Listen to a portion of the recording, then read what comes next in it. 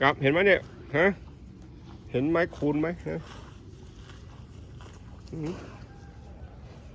เนี่ยมันเหลืองป่ะเนี่ยเขาอยากขี่จักรยานเปล่า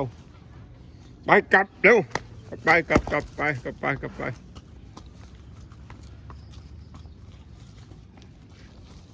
ไปเล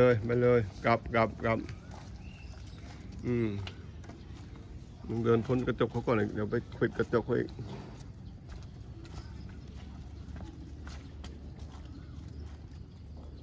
อยู่แค่3 ตัวดูสักวันขึ้นนะคนแย่งกินน้อยลงเอา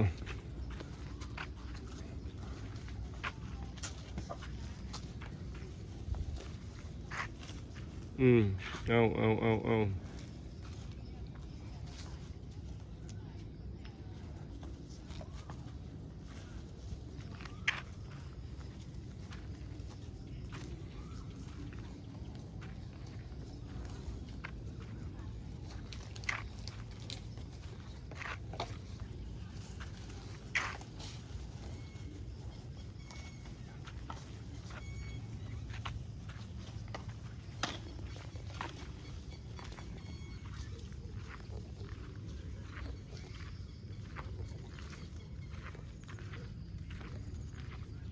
มันเก่งนะเนี่ยกลับมากันได้เนาะ